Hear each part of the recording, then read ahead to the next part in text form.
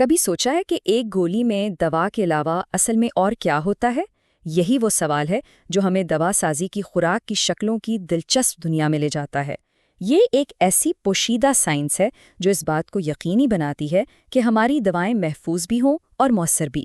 تو آج کے سفر میں ہم سب سے پہلے دیکھیں گے کہ دوا کے اندر ہوتا کیا ہے۔ پھر ہم ان سخت کوالٹی کنٹرول ٹیسٹوں پر نظر ڈالیں گے جو حفاظت کی ضمانت دیتے ہیں۔ اس کے بعد ہم خوراک کی شکلوں کے پیچھے موجود ماسٹر پلان کو سمجھیں گے، کچھ روزمرہ کی مثالیں دیکھیں گے اور آخر میں یہ جانیں گے کہ یہ چھوٹی چھوٹی تفصیلات آخر اتنی اہم کیوں ہیں۔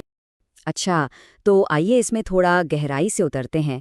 جب بھی ہم کسی دوا کے بارے میں سوچتے ہیں تو ہمارا دھیان فوراً اس کے فعال جزو یعنی ایکٹیو انگریڈینٹ پر جاتا ہے، لیکن حقیقت میں کہانی اس سے کہیں زیادہ دلچسپ ہے۔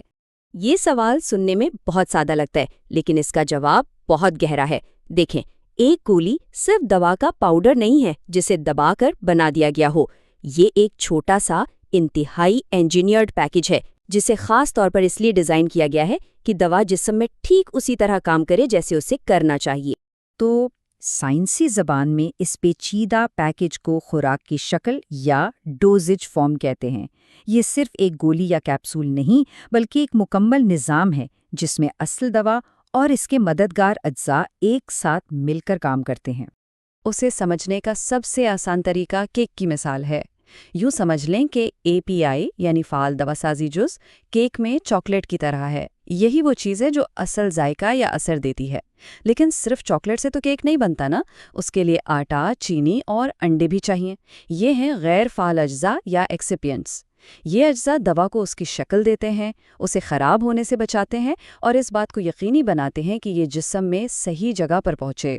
اب کوئی بھی دوا ایسے ہی مارکیٹ میں نہیں آ جاتی، اس سے انتہائی سخت جانچ کے عمل سے گزرنا پڑتا ہے۔ یہ کوئی معمولی بات نہیں، یہ حفاظت اور تاثیر کو یقینی بنانے کے لیے ایک لازمی عمل ہے۔ پہلا اور سب سے اہم ٹیسٹ ہے خوراک کی یکسانیت یعنی ڈوز یونیفارمٹی۔ ذرا سوچیں، اگر ایک ہی دوا کی 10 گولیاں ہیں تو ہر گولی میں دوا کی مقدار بالکل ایک جیسی ہونی چاہیے۔ ذرا سا بھی فرق خطرناک ہو سکتا ہے، ایک گولی شاید بے اثر ہو اور دوسری زہریلی۔ اسی لیے یہ ٹیسٹ بہت اہم ہے۔ اگلی چیز ہے استحکام یا اسٹیبلٹی۔ دوا کو نہ صرف بننے کے دن مؤثر ہونا چاہیے بلکہ اسے اپنی پوری شیلف لائف کے دوران یعنی ایکسپائری ڈیٹ تک مؤثر رہنا چاہیے۔ استحکام کی جانچ اس بات کو یقینی بناتی ہے کہ دوا وقت کے ساتھ خراب نہ ہو اور اپنی طاقت برقرار رکھے۔ اور پھر آتا ہے حیاتیاتی دستیابی یعنی بائیو اویلیبلٹی کا تصور، جو کہ بہت ہی اہم ہے۔ یہ اس بات کا پیمانہ ہے کہ دوا کا کتنا حصہ اصل میں خون میں پہنچ کر اپنا کام کرتا ہے، کیونکہ اگر جسم دوا کو جذب بھی نہ کر پائے تو گولی میں اس کا ہونا نہ ہونا برابر ہے۔ تو ان تمام ٹیسٹوں کا ایک ہی سب سے بڑا مقصد ہے مریض کی حفاظت۔ یہ اس بات کی ضمانت ہے کہ جو بھی دوا لی جا رہی ہے وہ قابل بھروسہ ہے، مستقل ہے اور مکمل طور پر محفوظ ہے۔ اچھا، تو اب جب کہ ہم بنیادی باتیں جان چکے ہیں، آئیے دیکھتے ہیں کہ خوراک کی ان تمام مختلف شکلوں کو منظم کیسے کیا جاتا ہے۔ یہ سب بے ترتیب نہیں ہے، اس کے پیچھے ایک پورا سوچا سمجھا نظام ہے۔ دوا سازی کی دنیا کا اپنا ایک نقشہ یا بلو پرنٹ ہے جو تمام دواؤں کو منظم کرتا ہے۔ اسے ٹیکنیکلی طور پر کمپینڈیل ٹیکسانومی کہا جاتا ہے اور یہ دواؤں کو ان کی خصوصیات کی بنیاد پر بڑی خوبصورتی سے ترتیب دیتا ہے۔ یہ چارٹ اس پورے نظام کا دل ہے۔ یہ خوراک کی شکلوں کو 4 منطقی سطحوں یا ٹیئرز میں تقسیم کرتا ہے۔ اس سے ہمیں یہ سمجھنے میں مدد ملتی ہے کہ ہر دوا کو کس طرح ڈیزائن کیا گیا ہے اور وہ آخر کام کیسے کرتی ہے۔ پہلا ٹیئر سب سے بنیادی ہے۔ دوا جسم میں داخل کیسے ہوتی ہے؟ کیا اسے کھایا جاتا ہے، انجیکشن لگایا جاتا ہے، جلد پر لگایا جاتا ہے یا پھر سانس کے ذریعے اندر لیا جاتا ہے؟ یہ پہلا اور سب سے اہم فیصلہ ہے جو دوا کی شکل کا تعین کرتا ہے۔ اب آتے ہیں دوسرے ٹیئر پر، جو دوا کی طبعی یعنی فزیکل شکل کے بارے میں ہے۔ ایک بار جب جسم میں داخلے کا راستہ طے ہو جائے تو اگلا سوال یہ ہوتا ہے، دوا کیسی دکھے گی؟ کیا یہ ٹھوس گولی ہوگی، مائع سیرپ، نیم ٹھوس کریم یا پھر گیس ایروسول؟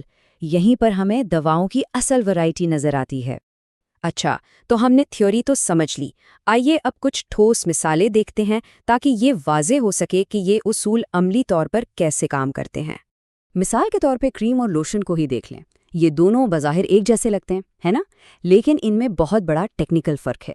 کریم زیادہ گاڑھی ہوتی ہے جبکہ لوشن پتلے اور زیادہ بہنے والے ہوتے ہیں، جس کی وجہ سے انہیں جسم کے بڑے حصوں پر لگانا آسان ہو جاتا ہے۔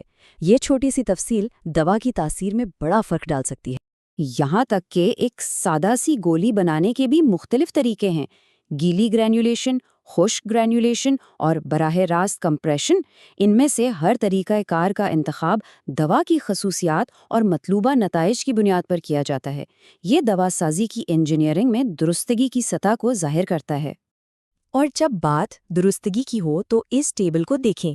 انجیکشن بناتے وقت مینوفیکچررز کو جان بوجھ کر تھوڑی سی اضافی دوا شامل کرنی پڑتی ہے تاکہ یہ یقینی بنایا جا سکے کہ سرنج میں پوری خوراک آ جائے۔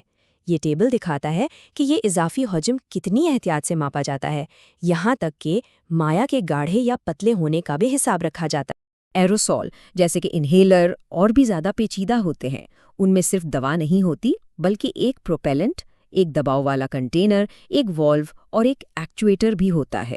یہ سب مل کر اس بات کو یقینی بناتے ہیں کہ دوا کی صحیح مقدار باریک دھند کی شکل میں پھیپھڑوں تک پہنچے۔ تو اس ساری پیچیدہ سائنس کا آخر مطلب کیا ہے؟ یہ سب کچھ صرف ایک چیز کے لیے ہے، دوا کو صحیح جگہ، صحیح وقت اور صحیح مقدار میں پہنچانا۔ یہ اقتباس اس پوری سائنس کا نچوڑ ہے۔ اس کا مطلب یہ ہے کہ خوراک کی شکل کا ہر پہلو، اس کے اجزاء سے لے کر اس کی طبعی شکل تک، صرف ایک مقصد کے لیے ڈیزائن اور ٹیسٹ کیا جاتا ہے: بہترین کوالٹی کو یقینی بنانا۔ آخر میں خوراک کی شکل ایک گمنام ہیرو کی طرح ہے۔ ہم اس پر اکثر دھیان نہیں دیتے، لیکن یہی وہ چیز ہے جو ایک بے جان پاؤڈر کو زندگی بچانے والے علاج میں بدل دیتی ہے۔ یہ یقینی بناتی ہے کہ دوا محفوظ ہے، مؤثر ہے اور ٹھیک اسی طرح کام کرتی ہے جیسے اسے کرنا چاہیے۔ اور یہ ہمیں مستقبل کی طرف دیکھنے پر مجبور کرتا ہے۔ جیسے جیسے ٹیکنالوجی آگے بڑھ رہی ہے، دوا پہنچانے کے طریقے اور بھی جدید ہوتے جائیں گے۔ تو اگلی بار جب کوئی گولی اٹھائی جائے تو ایک لمحے کے لیے اس میں چھپی سائنس کے بارے میں ضرور سوچیں اور تصور کریں کہ مستقبل کی دوا کیسی ہوگی۔